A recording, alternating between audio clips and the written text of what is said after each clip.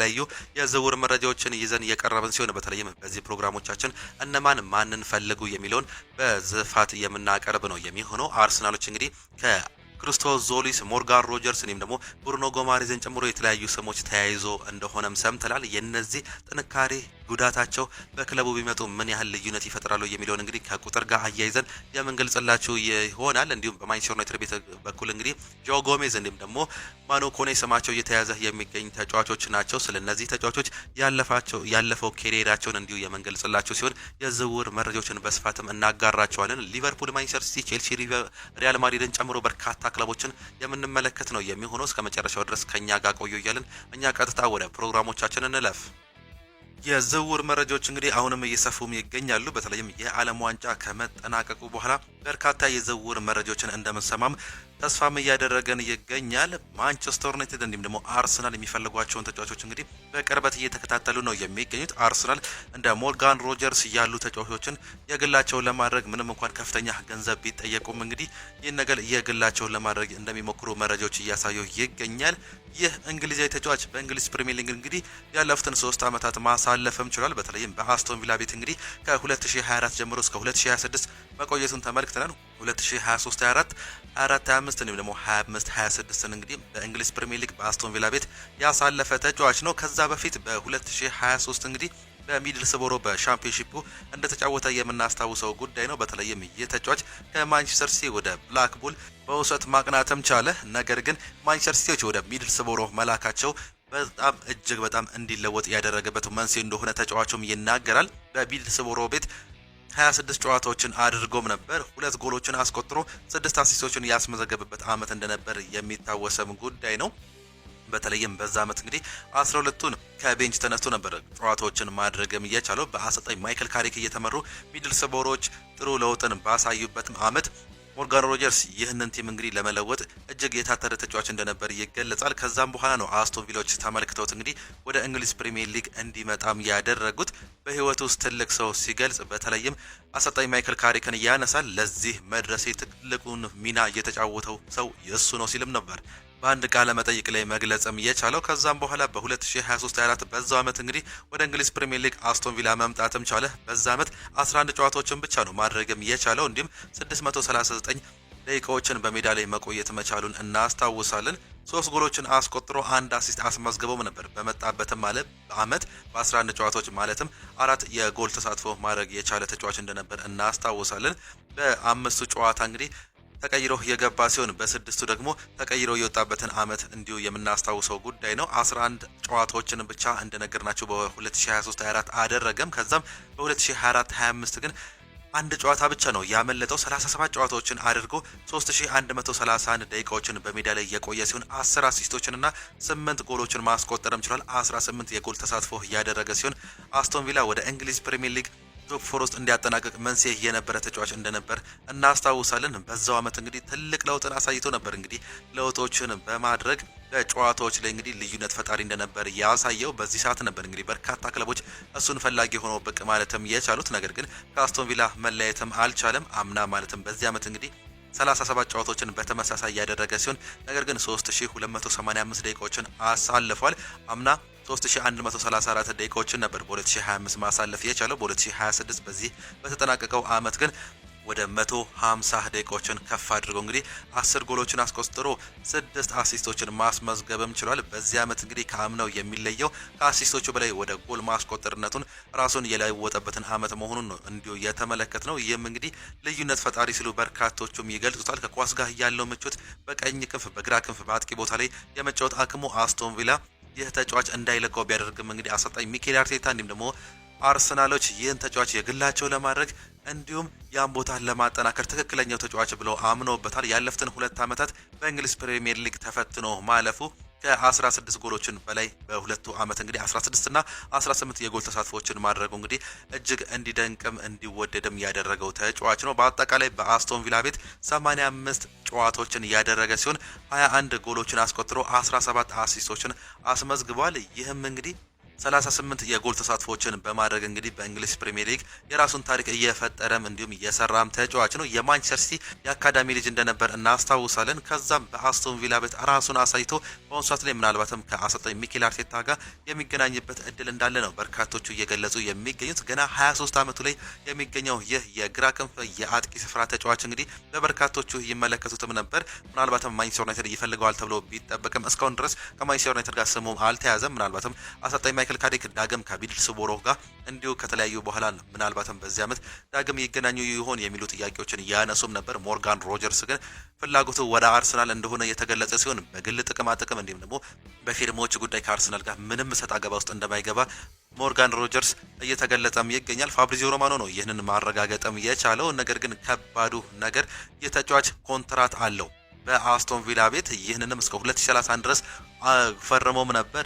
ይህንን ፊርማ ለመቅረቅ ደግሞ አስቶን ቪላዎች ከ130 ሚሊዮን ፓውንድ በላይ ሊጠይቁ እንደሚችሉ መረጃዎች በስፋትም እየተመላከቱም ይገኛሉ። ይህም ከባድ ሲሉ በርካቶቹ እየገለጹትም ነው የሚገኙት። ይህንን ነገር ለመለወጥ አንድሪያ በርታ ስራዎችን እንዲሁ በመቀላጠፍ እየሰራ እንደሚገኝ ነው እየተገለጸ የሚገኘው። በዚህ ቦታ ላይ እንግዲህ ሌላኛው የሚፈለገው ተጫዋች በተለይም አስቶን ቪላ በኩል እንግዲህ አንድ ተጫዋች አለ። እሱም ክርስቶስ ዞሊስ ነው። ይህም ተጫዋች እንግዲህ በርካቶቹ የሚፈልጉት እንደነበረም ሰምተናል።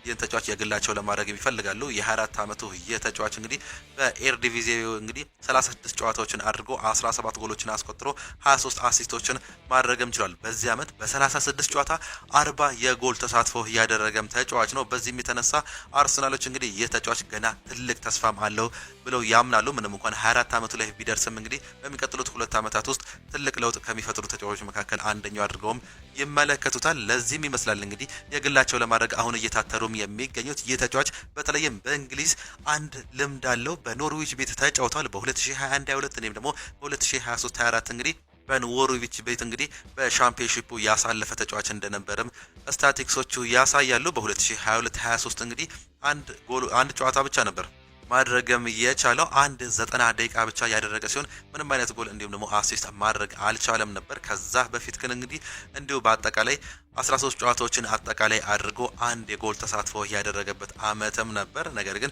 ለውጦች ወይም ደግሞ ከፍ ማለት አለመቻሉን ተከትሎ እንግዲህ ኖርዊቾች ወደ ሌላ ክለብም ላኩት። ከዛም በኋላ ክለብ ብሩጅ ነበር ይህን ተጫዋች የግሉ ማድረግም የቻለው። በክለብ ብሩጅ 2 ዓመታትን ያሳለፈ ሲሆን አምና 38ቱንም ጨዋታዎች ማድረግም ችሎ ነበር። ነገር ግን እየተቀየረ የወጣበትን አመት እንዲሁ እናስታውሳለን። በ22 ጨዋታዎች ላይ ተቀይሮ የወጣበት እንዲሁም 4 ጨዋታዎች ላይ ደግሞ ከቤንች ተነስቶ እየተጫወተበትን እንዲሁ ጊዜ እናስታውሳለን። በ2024-25 16 የጎል ተሳትፎችን ያደረገ ሲሆን ማለትም ጎል ያስቆጠረ ሲሆን 9 አሲስቶችን እንዲሁ ማድረግ መቻሉን እናስታውሳለን። በዚህ አመት ግን 36 ጨዋታዎችን አድርገው እንደነገርናችሁ እንግዲህ 17 ጎልና 23 አሲስቶችን አስመዝግቧል። ይህም በክለብ ብሩጅ ቤት በአውሮፓ ሻምፒየንስ ሊጉም ጥሩ እንቅስቃሴ ያሳየ በርካቶቹ እንዲወዱትም ያደረገ የግላቸው እንዲሆኑ ፍላጎትም ያሳየ መሆኑን ተመልክተናል። በክለብ ብሩጅ በአጠቃላይ 74 የጨዋታ ጊዜ ያገኘ ሲሆን 74 ጨዋታዎችን ያደረገ ሲሆን 33 ጎሎችን አስቆጥሮ 32 አሲስቶችን ማስመዝገብም ችሏል። 55 የጎል ተሳትፎ ያለው ተጫዋች ነው።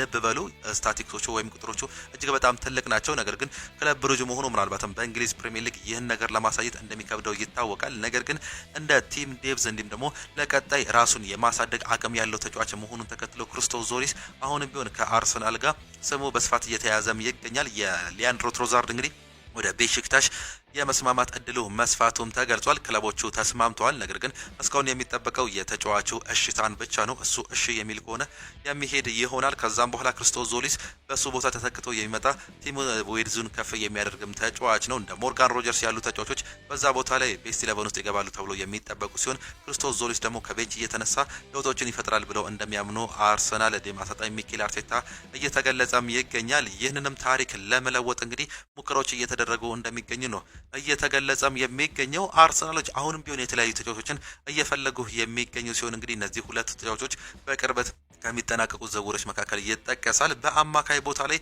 ብሩኖ ጎማሬስ ተፈላጊው የ28 ዓመት ብራዚላዊ ተጫዋች እንግዲህ ያለፉትን 5 ዓመታት በእንግሊዝ ፕሪሚየር ሊግ ተፈትኖ ያለፈ ራሱን ያበቃ ዲፌንሲቭ ሚድፊልደር ነው። ከእንግሊዝ ፕሪሚየር ሊግ ከመምጣቱ በፊት እንግዲህ በፈረንሳይ ሊጓን በሊዮን ከ2019 እስከ 2022 የተጫወተ ተጫዋች እንደነበር እናስታውሳለን። ከዛም በኋላ ኒውካስል ዩናይትዶች አድነው ነበር እንግዲህ የግላቸው ማድረግም የቻሉት። በሊዮን ቤት እንደነገርናችሁ 56 ጨዋታዎችን አድርጎ 3 ጎልና 4 አሲስት አስመዝግቦም ነበር መምጣትም የቻለው በ2021-22 ነበር። እንግዲህ ኒውካስል ዩናይትዶች ይህን ተጫዋች በውድ ያስፈረሙት። ከዛም በኋላ በኒውካስል ዩናይትድ ቤት እስከ ካፒቴንነት ድረስ የደረሰ ተጫዋችም ነው። የመጀመሪያው ዓመት ላይ 17 ጨዋታዎችን አድርጎ 5 ጎልና 1 አሲስት አስመዝግቦም ነበር። ልብ በሉ ይህ ተጫዋች እንግዲህ 6 የጎል ተሳትፎ እያደረገው ከዲፌንሲቭ ሚድፊልደርነት ቦታ እየተነሳ ነው። በዛ ዓመት ቦክስ ቱ ቦክስ የመጫወት ጊዜ አልነበረውም። ሞር ወደ ዲፌንሲቭ ቦታ ላይ የሚያመዝን እንደነበር እናስታውሳለን። በ2022-23 ደግሞ 32 ጨዋታዎችን ማድረግም ቻለ። 6 ጨዋታዎች ብቻ ነው በእንግሊዝ ፕሪሚየር ሊግም ያመለጠው። በዛም ዓመት 4 ጎልና 5 አሲስት በማስመዝገብ እንዲሁ እድገቱን ማቀላጠፍም ጀመረ። በ2023-24 ደግሞ አንድ ጨዋታ ብቻ ያመለጠው ሲሆን 37 ጨዋታዎችን እንዲሁ ማድረግም ችሏል። 7 ጎልና 8 አሲስት በማስመዝገብ እንግዲህ በአጠቃላይ 15 የጎል ተሳትፎ በማድረግ ለእንግሊዝ ፕሪሚየር ሊግ ለውጥ ያሳየ ኒውካስል ቤት ደግሞ ኒውካስል ለውጦችን እድገቶችን እንዲያሳይ ትልቁን ሚና የተጫወተ ተጫዋችም ነበር። አምና 38 ጨዋታዎችን ነበር ማድረግም የቻለው ማለትም በዚህ ዓመት ሳይሆን አምና በተጠናቀቀው የውድድር ዓመት እንግዲህ 5 ጎሎችንና 6 አሲስቶችን ያስመዘገበ ሲሆን ኒውካስል ዩናይትድ ወደ አውሮፓ ሻምፒዮንስ ሊጉ እንዲመለስ ትልቁን ሚና ከተጫወቱ ተጫዋቾች መካከል እንደ አሌክሳንደር አይዛክ ቢጠቀሱም እንግዲህ ከእነሱ መካከል እንደ ጉልህ ሚና እንዲሁም ቲሙን ሊድ በማድረግና በመከላከሉም በማጥቃቱም ትልቅ ተጽዕኖ በመፍጠር እንግዲህ ብሩኖ ጉማሬስ ተወዳጅም ነበር። በዛ ጊዜ በርካታ ክለቦች ይፈልጉትም ነበር። ነገር ግን ታማኝ ሆኖ በኒውካስል ዩናይትድ ቤትም ቆየ። በዚህ ዓመትም 29 ጨዋታዎችን ማድረጉን እናስታውሳለን። በዚህ ዓመት በእርግጥ በጉዳቶች ሲፈተን እንደነበር የምናስታውሰው ጉዳይ ነው። በትላልቅ ጨዋታዎች ላይ አልተገኘም ነበር። በተለይም ከነ አርሰናል ጋር የነበራቸውን ጨዋታዎች ላይ እንግዲህ የተጫዋች በጉዳት ምክንያት አለመኖሩን እናስታውሳለን። ምንም እንኳን ኒውካስል ዩናይትድ በዚህ ዓመት ተፈትኖ እጅግ ተቸግሮ ቢያሳልፍም የተጫዋች እንደ ግለሰብ ግን ጥሩ ዓመትን አሳልፏል። በ29 ጨዋታዎች 9 ጎልና 5 አሲስት አስመዝግቧል። 14 የጎል ተሳትፎ ከዚህ በፊት እንግዲህ ነግረናቸዋል። በ37 ጨዋታዎች 15 የጎል ተሳትፎ የነበረው በ2023-24 በ29 ጨዋታዎች ግን 14 የጎል ተሳትፎ በዚህ ዓመት አሳልፏል። ይህ የሚገርመው ኒውካስል ዩናይትድ እንደ ቲም ጥሩ ባልሆነበት ዓመትም ነበር እንግዲህ ይህን ነገር ማሳየትም የቻለው። በዚህም የተነሳ አሰልጣኝ ሚኬል አርቴታ ዴክላን ራይስ ጋር ጥሩ ጥምረትን ይፈጥራሉ ብለው እንዳመኑ እንዲሁም እንደመረጡት የተገለጸ ሲሆን ድርድሮቹ ግን እየከበደ እንደሚገኝ ነው የተገለጸው። ከዚህ በፊት 65 ሚሊዮን ፓውንድ ለዚህ ተጫዋች ይበቃዋል ተብሎ ተገልጾም ነበር። ነገር ግን የአንድሬ ሳንቶስ ዝውውር እንዲሁም ደግሞ የሌሎች የዲፌንሲቭ ሚድፊልደርነት ተጫዋቾች ከፍተኛ ገንዘብ መጠየቅ ተከትሎ ለዚህ ተጫዋች ሚኒመም 90 ሚሊዮን ፓውንድ ይገባዋል ብለው እንደሚያምኑ በኒውካስል ዩናይትድ በኩል እየተገለጸ ይገኛል። አይነካም አይለቅም እያሉ ነው የሚገኙት። ተጫዋቹ መልቀቅ እንደሚፈልግ ለክለቡ አሳውቋል። ነገር ግን እንደ አሌክሳንደር አይዛክ ግፊት እንደሚያደርግ እየተገለጸ ይገኛል። ኒውካስል ዩናይትድ ደጋፊዎች ታማኝ ተጫዋቻቸው እንደሆነም ያምናሉ። ተጫዋቹ መልቀቅ ይፈልጋል። ነገር ግን አሁንም ግፊት እንደሚያደርግ በግልጽ እየተነገረ ሲሆን ይህ ተጫዋች በሚቀጥሉት ዓመታት እንግዲህ ምናልባትም የሚመጣ ከሆነ በእንግሊዝ ፕሪሚየር ሊግ እንዲሁም በአርሰናል ቤት ልዩነት ከሚፈጥሩ ተጫዋቾች መካከል ተብሎ ከሚጠበቁ መካከልም እየተገለጸ ይገኛል። መጨረሻው ምን ይሆናል አብረን የምንመለከተም ነው የሚሆነው። ወደ ማንቸስተር ዩናይትድ መረጃዎቻችን ስናልፍ እንግዲህ ሁለት ስሞች ከማንቸስተር ዩናይትድ ጋር እጅግ በጣም ተያይዘው እየሰማን እንገኛለን። በፈረንሳይ ብሔራዊ ቡድን ራሱን እያሳየ የሚገኘው የሮማው ተጫዋች የሆነው ማኑ ኮኔ እንዲሁም ደግሞ ጆ ጎሜዝ ዳግም ስማቸው እያገረሸ የሚገኝ የአማካይ ስፍራ ተጫዋቾች ናቸው። ማኑ ኮኔ ይህ የ25 ዓመት ፈረንሳይ ተጫዋች እንግዲህ በሮማ ቤት ጥሩ ዓመትን ያሳለፈ እንዲሁም በዓለም ዋንጫው ደግሞ የኦሪዮል ሻሚኒን ጉዳት ተከትሎ እንግዲህ በዛ ቦታ ላይ ትክክለኛ ተተኪ መሆኑን ያሳየም ተጫዋች ነው። ያለፉትን 3 ጨዋታዎች እንግዲህ ምን ያህል ልዩነት ፈጣሪ እንደሆነ አረጋግጦልናል። ማኑ ኮኔ ከማንቸስተር ዩናይትድ ጋር ስሙ የተያዘም ተጫዋች መሆኑን ነው እየሰማንም የምንገኘው። ከቦሩሲያ ሞንቼግላድባ ወደ ሮማ ከመጣ በኋላ እንግዲህ ያለፉትን 2 ዓመታት በጥሩ ጊዜ ማሳለፍም ችሏል። በ2024-25 34 ጨዋታዎችን አድርጎ 2 ጎልና 1 አሲስት ያስመዘገበ ተጫዋችም ነበር። በዚህ በተጠናቀቀው የውድድር ዓመት ደግሞ 29 ጨዋታዎችን አድርጎም ነበር። 2 ጎልና 3 አሲስት አስመዝግቧል። ይህ ተጫዋች ቦክስ ቱ ቦክስ የሚጫወት ተጫዋች አይደለም። በተለይም በመከላከሉ ረገድ እጅግ በጣም ጥሩ የሆነ እንዲሁም ደግሞ ከኳስ ጋር ምቹ የሆነ ጥሩ ጉልበታም ተጫዋች እንደሆነም ይታወቃል። ይህ ምናልባትም በማንቸስተር ዩናይትድ ቤት ልዩነት ከሚፈጥረው እንዲሁም የመከላከል ቦታውን ለካርሎስ ካሴሜሮ የለቀቀውን ቦታ ትክክለኛ ተጫዋች አድርገው ቢመለከቱትም የተጫዋች ግን አንድ ችግር አለበት። እንደ ኤደርሰን ሁሉ ከማንቸስተር ዩናይትድ ጋር አሁንም የተጫዋች ድርድር ውስጥ ቢገባ ቢስማማም የጉዳት ዝርዝሮቹ ግን ከባድ እንደተባለ ነው እየተገለጸ የሚገኘው። በዚህ ዓመት 6 የተለያዩ ጉዳቶች እንደነበሩበት ተገልጿል። ከዚህ በፊት ደግሞ የተለያዩ የሃምስትሪንግ እንዲሁም ደግሞ የጉልበት ጉዳት መኖሩን ተከትሎ ምናልባትም ማንቸስተር ዩናይትድ አሁን አሁንም እየፈራ የሚገኘው የዚህ ዝውውር ይህ ነገር እንዳይፈጠርም ነው። ከኤደርሰን ጋር አታላንታ ድርድር ላይ ነበር፣ እንዲሁም ተስማምቶ እንደነበር እናስታውሳለን። ነገር ግን ይህ ተጫዋች ከብራዚል ብሔራዊ ቡድን ከተለያየ በኋላ ወደ ማንቸስተር ዩናይትድ መጥቶ ባደረገው የሕክምና ምርመራ ሳያልፍ መቅረቱን እንዲሁም ዝውውሩ አለመሆኑን አለመከናወኑን ሰምተናል። በአሁኑ ሰዓት ማኑ ኮኔ ከማንቸስተር ዩናይትድ ጋር ስሙ በስፋት የተያዘ ነገር ግን ይህ ነገር ዳግም እንዳያጋጥማቸው እየሰጉ እንደሚገኙ ነው እየተገለጸ የሚገኘው። ማንቸስተር ዩናይትድ በዚህ ዓመት ትላልቅ የዝውውር ሪከርዶችን በመስበር ምናልባትም ተጫዋቾችን ያመጣል ተብሎ ተገምቶም ነበር። ትላልቅ ተጫዋቾችን እንደ ኤሊዮት አንደርሰን፣ ሳንድሮ ቶናሊ የመሳሰሉ ተጫዋቾችን ያመጣሉ ተብሎ ቢጠበቅም ግን እነዚህ ተጫዋቾች በሌሎች ክለቦች ተነጥቀዋል። ይህም ካርሎስ ካሴሚሮን ማን ይተካው የሚለው እንግዲህ በማንቸስተር ዩናይትድ ደጋፊዎች በኩል አሁንም አጓጊ የሆነም ነው የሚገኘው። ደጋፊዎቹ እንደ ኤሊዮት አንደርሰን፣ ሳንድሮ ቶናሊ፣ አዳም ዋርተን የመሳሰሉ ተጫዋቾችን ኦሪዮል ሻሚኒን ጨምሮ እየጠበቁ ይገኛሉ። ማንቸስተር ዩናይትድ ግን እንደ ኤደርሰን ወይም ደግሞ አንድሬ ሳንቶስ ያሉ ተጫዋቾችን ነው እያመጡ የሚገኙት። ይህም ደጋፊዎቹ ቅር እየተሰኙ እንደሚገኙም ሰምተናል። አሁንም የምንሰማቸው ተጫዋቾች እንግዲህ ከቤንች ተነስተው ቲሙን ለማገዝ እንዲሁም ቲም ዊድስ ከፍ ለማድረግ የሚጠቅሙ እንጂ ቤስት 11 ውስጥ ካርሎስ ካሴሚሮን ይተካሉ ተብሎ የሚጠበቁም አይደለም። ማኑ ኮኔ እንደነገርናችሁ እንግዲህ በሮማ ቤት ጥሩ ጊዜን አሳልፏል። በዓለም ዋንጫውም ጥሩ አመትን ጥሩ ጊዜን እያሳለፈ የሚገኝም ተጫዋችም ነው። ነገር ግን በእንግሊዝ ፕሪሚየር ሊግ ካርሎስ ካሴሚሮን ይተካል ተብሎ ከሚታመኑባቸው ተጫዋቾች መካከል አይደለም ሲሉ በርካቶቹ እየተከራከሩም ነው የሚገኙት። ሌላኛው በወልቨርሃምፕተን ቤት እንግዲህ እንደ ግለሰብ ጥሩ አመትን ያሳለፈው ዣኦ ጎሜስም ይጠቀሳል። ይህ ብራዚላዊ ተጫዋች ምንም እንኳን ወልቨርሃምፕተን በዚህ አመት 20ኛ ሆኖ ወደ ሻምፒዮንሺፕ ቢወድቅም እነዚህ ግን አሁንም ቢሆን ከማንቸስተር ዩናይትድ ጋር ስማቸው የተያዘ ተጫዋቾችም ናቸው። ዣኦ ጎሜዝ አሁንም ቢሆን ከማንቸስተር ዩናይትድ ጋር እንግዲህ ስሙ ዳግም እያገረሸም ይገኛል። የአመቱ መጠናቀቂያ አካባቢ እንግዲህ ስሙ ከማንቸስተር ዩናይትድ ጋር እንደተገናኘ እንዲሁም ምናልባትም ወልቨርሃምፕተን ለማንቸስተር ዩናይትድ አሳልፈው ይሸጣል ተብሎ ተጠብቆም ነበር። አሁን ግን ስሙ ቀዝቅዞም ነበር። አሁን ደግሞ እንደገናም እያገረሸ የሚገኝበት ዋነኛ ምክንያት እንግዲህ የማኑ ኮኔ ጉዳት ዝርዝር እንደነገርናቸው እንዲሁም የኤደርሰን ዝውውር አለመሳካትን ተከትሎ ምናልባትም ስፊታቸውን ወደዚህ ሊያዞሩ እንደሚችሉ እንደ ቤን ጃኮብስ ያሉ ተአማኝ ጋዜጠኞች እየገለጹም ነው የሚገኙት። ይህ ተጫዋች ከፍላሚንጎ ወደ እንግሊዝ ፕሪሚየር ሊግ ወልቨርሃምፕተን በ2022-23 ነበር መምጣትም የቻለው። በአጠቃላይ 116 ጨዋታዎችን ለወልቨርሃምፕተን የተጫወተ ሲሆን 7 ጎሎችንና 3 አሲስቶችን አስመዝግቧል። በተለይም በዚህ ዓመት 35 ጨዋታዎችን ማድረግ የቻለ ተጫዋች ነው። 1 ጎልና 1 አሲስት ነው ያስመዘገበው። በእንደዚህ አይነት ቁጥር ደረጃ ዝቅ ያለ ተጫዋች ነው። ነገር ግን ኮምፎርታብል የሆነ ከኳስ ጋር ምቹ የሆነ ሲቀማ ኳስ ያደራጅ እንዲሁም ደግሞ በፕሬዠር ውስጥ ኳስን የመግፋት አቅሙ እጅግ በጣም የሚወደድለትም ተጫዋች ነው። ከማንቸስተር ዩናይትድ ጋር የነበረው የመልስ ጨዋታን እናስታውሳለን። ምን ያህል ቲሙን እንደለወጠው የሚታወቅም ጉዳይም ነበር። አምናም እንዲሁ 36 ጨዋታዎች ነበር ማድረግም የቻለው። በ2025-26 3 ጎልና 1 አሲስት ያስመዘገበ ተጫዋች ነበር። በዚህ ዓመት 35 ጨዋታዎችን አድርጓል። በአጠቃላይ በሁለቱ ዓመታት እንግዲህ 5 ጨዋታ ብቻ ያመለጠው የጉዳት ዝርዝሩ እጅግ በጣም ትንሽ የሆነ ተጫዋች መሆኑን ተከትሎ ማንቸስተር ዩናይትዶች ከሚመለከቷቸው ተጫዋቾች ዝርዝር ውስጥ እንዳካተቱት ነው እየተገለጸ የሚገኘው። ከዚህም በተጨማሪ ሌሎች ተጫዋቾችን ሊጨምሩ እንደሚችሉ የተገለጸ ሲሆን ስሞችም አሁንም ከማንቸስተር ዩናይትድ ጋር እየተያዙ ይገኛሉ። የኢኒዮሶች ባለቤቶች እንዲሁም ደግሞ እነ ኦማር ቤራዳ ግን አሁንም ቢሆን ጊዜ አለን፣ አንቸኩልም፣ ትክክለኛ ተጫዋች በትክክለኛ ሰዓት ለማንቸስተር ዩናይትድ እናመጣለን እያሉ እንደሚገኙ ነው እየሰማንም የምንገኘው። ይህም የማንቸስተር ዩናይትድ ደጋፊዎች ግን እጅግ በጣም አጠራጣሪ እየሆነባቸው ይገኛል። በተለይም ትላልቅ ተጫዋቾች እንግዲህ በአሁኑ ሰዓት ላይ በገበያው ላይ ከፍተኛ ገንዘብ እየተጠየቀባቸው የሚገኝ እንዲሁም ወደ ሌሎች ክለቦች መሄዳቸው እንደ ማቲያስ ፈርናንዴዝን ከዚህ በፊት እንግዲህ ከማንቸስተር ዩናይትድ ጋር ስሙ በስፋት ይያዝ የነበረ ነገር ግን ወደ ቶተንሃም የሄደ ተጫዋች እንደሆነም ሰምተናል። ይህም አሳሳቢ ሲሉትም ገልጸዋል።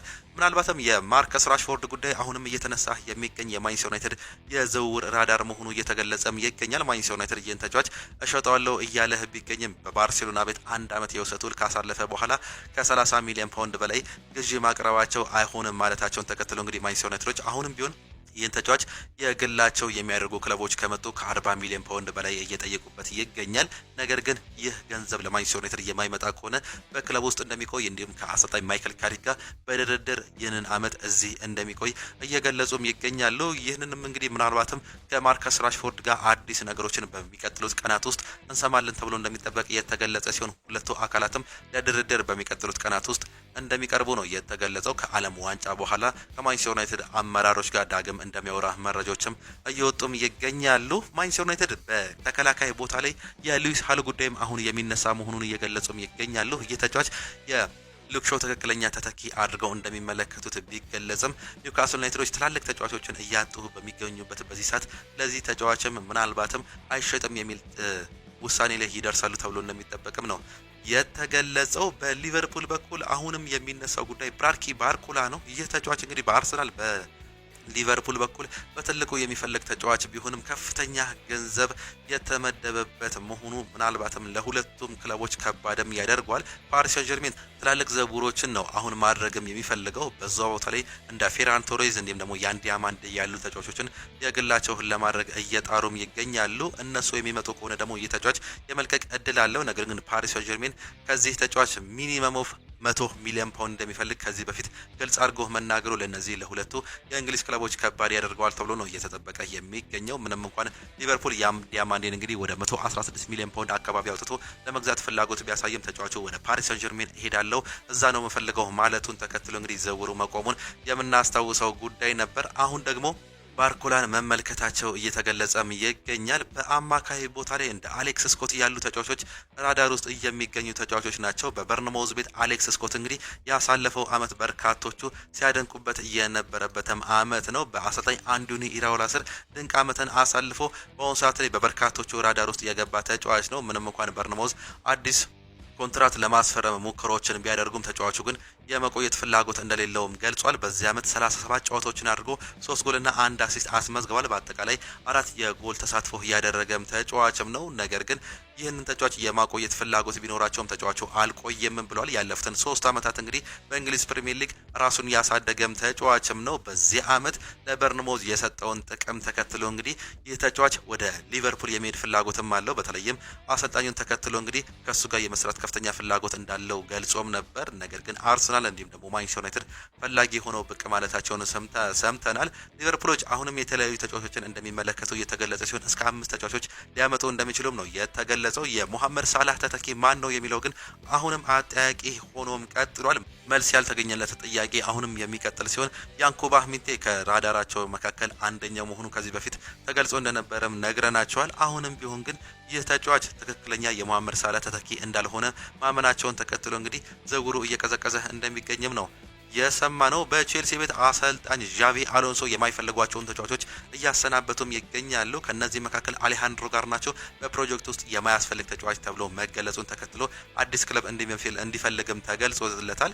በዚህ አመት ነበር እንግዲህ ከማንቸስተር ዩናይትድ ወደ ቼልሲ በ40 ሚሊዮን ፓውንድ ማቅናተም የቻለው። በቼልሲ ቤት እንግዲህ ጥሩ ለውጥን አሳልፋለሁ ብሎ ቢጠብቅም በቼልሲ ቤት ምንም አይነት ያንን ነገር ማሳየትም አልቻለም። በማንቸስተር ዩናይትድ ቤት ከአሰልጣኙ ጋር በመጣላቱ ብቻ ነበር እንዲለያይ መንስኤም የሆነው። ነገር ግን በአሁኑ ሰዓት ላይ ከቼልሲ ጋር እንግዲህ ያን ያህል ጥሩ ደረጃ ላይ አይገኙም። በዚህም አመት እንዲሁ ጥሩ ነገርም አላሳየም። በዚህም የተነሳ ለመሸኘት ፍላጎት እንዳላቸው ነው የተገለጸው። 24 ጨዋታዎችን በዚህ አመት አድርጓል። 1 ጎል ነው ማስቆጠር የቻለው። 4 አሲስቶችን አስመዝግቧል። ይህ የ22 አመት ተጫዋች እንግዲህ እድገቱ እጅግ በጣም ጥሩ ነበር። ከአትሌቲኮ ማድሪድ አካዳሚ ነበር ማንቸስተር ዩናይትድ የገዙት። ከዛም በኋላ በማንቸስተር ዩናይትድ ቤት ጥሩ ጊዜን አሳልፈው እንደነበር እናስታውሳለን። እድገቱ ጥሩ ነበር። በዚህም የተነሳ ነበር ቼልሲዎች የግላቸው ማድረግም የቻሉት። በማንቸስተር ዩናይትድ ቤት 4 አመታትን ያሳለፈ ሲሆን በአጠቃላይ 93 ጨዋታዎችን ያደርገው እንግዲህ 16 ጎልና 8 አሲስት አስመዝግቦም ነበር። በተለይም የሱ ድንቅ አመት የሚባለው እንግዲህ የመጀመሪያው የ2021 አመቱም ነበር። 24 ጨዋታዎችን አድርገው 9 ጎልና 3 አሲስት ያስመዘገበበትን አመት እንግዲህ እጅግ በጣም ማንቸስተር ዩናይትድ የማይረሱትም ነው። ከዛም በኋላ በ2022ም እንዲሁ 4 ጎልና 1 አሲስት አስመዘገበ። ነገር ግን በ2022-23 ጨዋታዎችን ማድረግም አልቻለም። የተለያዩ ጉዳቶችም እንዲሁም ደግሞ ተጫዋች አሰልጣኙ እሱን አለማመኑን ተከትሎ እንዲሁ መሰለፍም አልቻለም ነበር። ከቤንች እየተነሳ ነበር የመጫወት አቅምም የነበረው። እንደነገርናችሁ እንግዲህ በአካዳሚ ቤት ራሱን አሳይቶም ነበር። የተለያዩ ጎሎችን አስቆጠረም።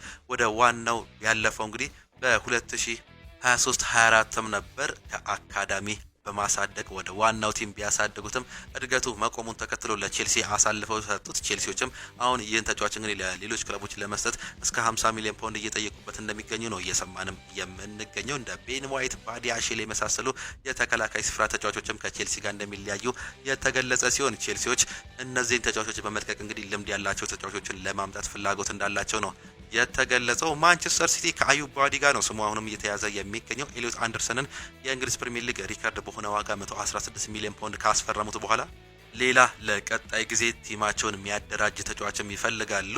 በአሁኑ ሰዓት ቲሙን መጥቶ የሚያግዝ ሲሆን ለቀጣይ የሚፈልጉት ተጫዋች አዩብ ዋዲ መሆኑ ነው እየሰማንም የምንገኘው። ይህ ተጫዋች በሊል ጥሩ አቋሙን አሳይቷል። በሞሮኮ የማይነካ ተጫዋች መሆኑን እንዲሁ በኳስ ጋር ምቹ መሆኑን በመከላከልም በማጥቃትም ድንቅ መሆኑን ያሳየው ይህ ተጫዋች በማንቸስተር ሲቲ ራዳር ውስጥ የሚገኝ ሲሆን ከሊል ጋር ድርድሮችን ለመጀመር ፈቃደኛ እንደሆኑ ነው የተገለጸው። ሌሎች አንድ ነገርን ይፈልጋሉ።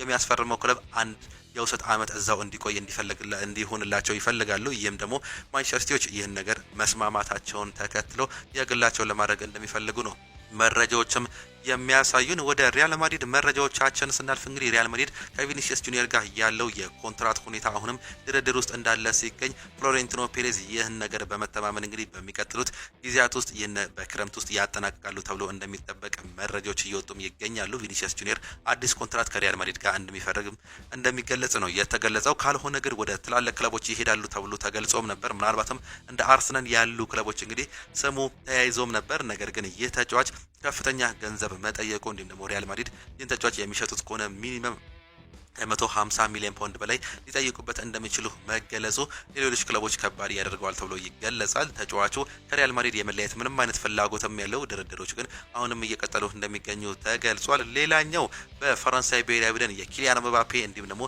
የሚኬል ኦሊሴን ጥምረት ማየታቸው ፕሬዚዳንት ፍሎሬንቲኖ ፔሬዝ እንግዲህ ህልማቸውን ለማሳካት አሁን የማይቆፍሩት ድንጋይ እንደሌለም ተገልጿል። ከዚህ በፊት ስሙ ከሪያል ማድሪድ በኩል ተገልጾም ነበር። ነገር ግን በዓለም ዋንጫ ያሳዩት የነዚህ የሁለቱ ተጫዋቾች ጥምረት እንግዲህ በሪያል ማድሪድ እንዲደግሙትም ፍላጎትም አላቸው። ይህንንም ተከትሎ የማይፈነቅሉት ድንጋይ እንደሌለ እንዲሁም ከፍተኛ ገንዘብ ከዓለም ዋንጫው መጠናቀቅ በኋላ ፍሎሬንቲኖ ፔሬዝ እንደሚያቀርቡም ተገልጿል። ኤድዋርዶ ካማቪንጋ ከሪያል ማድሪድ ጋር የመለየት እድል ያለው ተጫዋች ቢሆንም ተጫዋቹ ግን በሪያል ማድሪድ መቆየት እንዲሁም ደግሞ ራሱን በዛ ማሳየት እንደሚፈልግ ነው መረጃዎች እየወጡትም የሚገኙት።